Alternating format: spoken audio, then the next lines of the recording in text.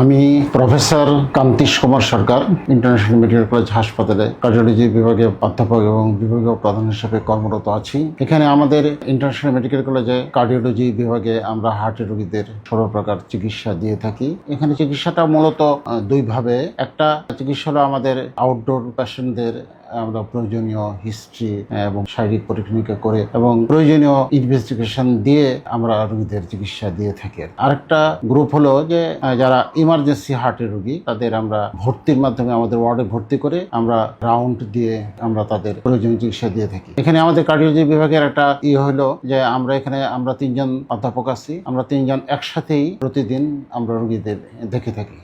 Patient যার আন্ডারে ভর্তি হোক, তো তাতে পেশেন্টের সুবিধার পেশেন্টের সার্ভিসটা ভালো হয় বলে আমরা মনে করি আর কি। এছাড়া ইমার্জেন্সি যে রোগীগুলা এই হাসপাতালে আছে, ইমার্জেন্সি বা অনেক সময় আইসিইউতে ভর্তি অবস্থায় রোগী থাকে, তাদের অন্যান্য সমস্যার সাথে কার্ডিয়াক সমস্যাটা থাকে আর কি। সেটা আমরা নিজেরা থেকে অথবা ওভার ফোনের মাধ্যমে সবসময় আমরা এগুলি সমাধান দেওয়ার চেষ্টা করে থাকি। তো কার্ডিওলজির সব ধরনের হার্টের রোগ, হাইপারটেনশন থেকে শুরু করে ischemic heart disease, heart failure এবং জন্মগত যে হার্টের রোগগুলো, সেগুলো আমরা এখানে চিকিৎসা দিয়ে থাকি। হার্টের রোগের সার্জারি হয়তো হয় না আর কি, কিন্তু এছাড়া অন্যান্য যে চিকিৎসাগুলো সেটা আমরা যথাসাধ্য দেওয়ার চেষ্টা করি আর কি। তো আমরা আমাদের চিকিৎসায় আপনারা উপকৃত হবেন, আমাদের এই প্রত্যাশা সবসময় আছে আর কি। আমাদের কার্ডিওলজি বিভাগ আমরা সবসময় আপনাদের পাশে আছি, আপনারা আমাদের পাশে থাকবেন এই প্রত্যাশা করেই আমি আমার বক্তব্য শেষ করছি।